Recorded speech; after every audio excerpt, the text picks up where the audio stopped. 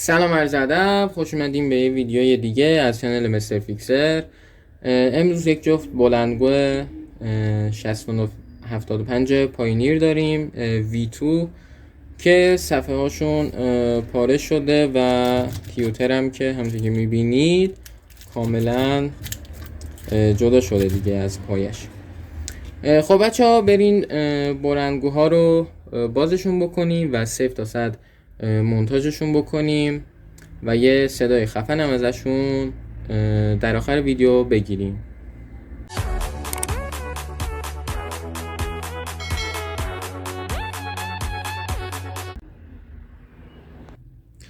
خب بچه ها تک تک قطعات بلندگو رو از هم دیگه جدا کردیم. بسکت ها و مگنت ها، سیمپیچ ها، دمپر ها و صفحه هم که صفحه جدیدن که میخوایم جایگزینشون بکنیم و همینطور تیوتر هم که پایشون شکسته بود رو چسبوندیم و الان آماده نصب روی باند است. خب دوستان، کار این بلندگوها هم به پایان رسید. صفحه ها تعویض شدن، تیوتر هم سرویس شدن و اینم برچسبه که بعد از تعمیر روش انداختیم. اصلی نیست ولی خیلی شبیه اصلیه، اصلا با اصلیه مو نمیزنه واقعا. بعد حالا یه نکته ای هم که این بلندگوها دارن، این بلندگوها فیکن، یعنی طرح پایینیرن و اینایی که الان داریم میبینین اینا اصلی هن. حالا این دوتا فیکن، این دوتا اصلی هن.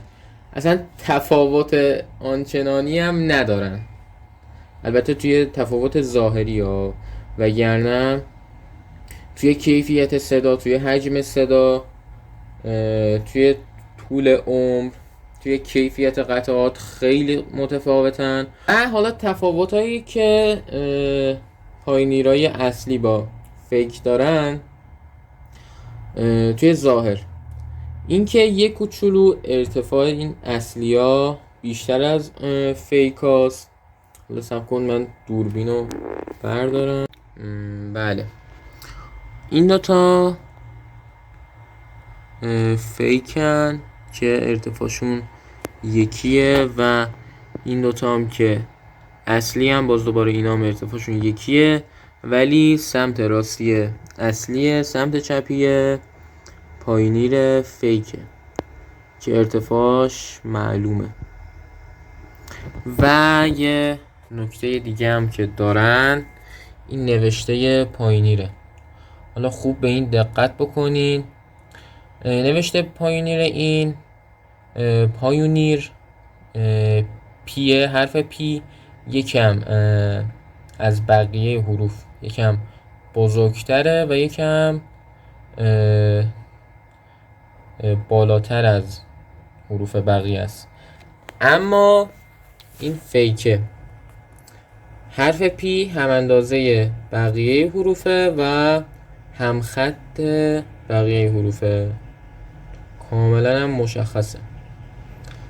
البته باید جفتش هم کنار هم باشن که به راحتی بتونین تشخیص بدین. البته حالا قبل از این که مونتاژشون بکنم فرصت نبود، اما اگه میتونستم تفاوت‌های بسکت‌هاشون، مگنت‌هاشون، ترمینال‌هاشون و چیزهای دیگه‌شون رو به شما نشون میدادم که به راحتی متوجه بشین که باند پاینیر فیک با اصلی چقدر تفاوت داره. خب دیگه بگذریم، بریم سراغ تست صدای بلندگوها که اول از این فیکا یه تست بگیریم.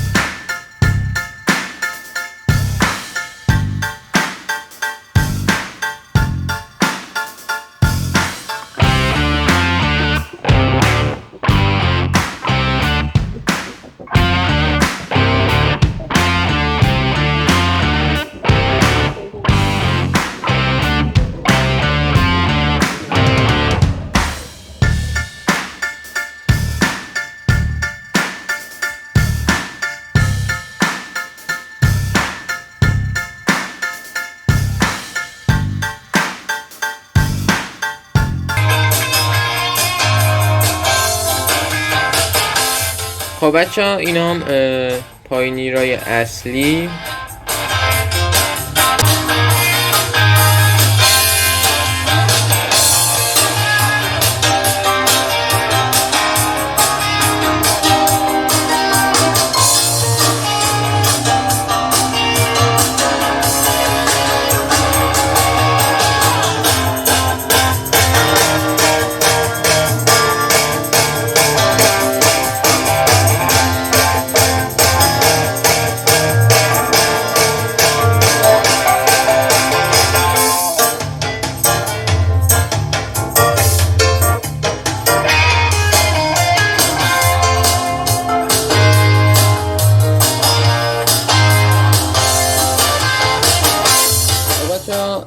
طرف راستی اصلی است و طرف چپی هم فیکه. حالا اینطوری هم یه تست بگیریم.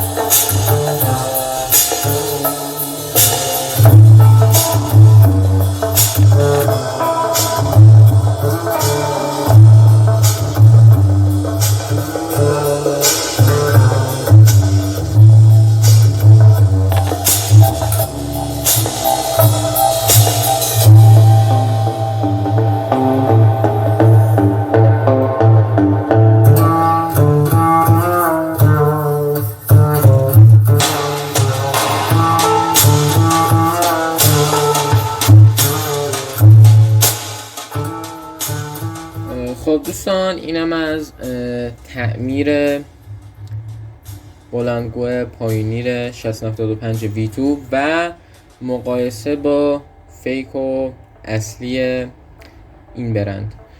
خب دوستان دیگه فکر کنم خودتون تفاوت‌هاشون رو فهمیده باشین. شاید توی ویدیو صدایی که ضبط میشه یا ویدیویی که ضبط میشه اونطوری که باید نشون بده نشون نمیده تفاوت‌هاش رو، اما مطمئن باشین هیچ موقع بلندگو فیک جای اصلیش رو پر نمیکنه و هم از لحاظ عمر هم از لحاظ کیفیت پایین تره. خب دوستان ویدیو امروزمون هم تموم شد. ممنونم که تا آخر ویدیو با ما همراه بودین. لایک سابسکرایب هم یادتون نره. اگه هر نظر یا پیشنهادی داشتین توی کامنت ها بهم بگین و برای تعمیر و یا خرید بلندگو استوک به دایرکت من توی اینستاگرام مراجعه بکنین و خدماتتون رو دریافت بکنین. تا ویدیو بعدی، خدا نگهدار.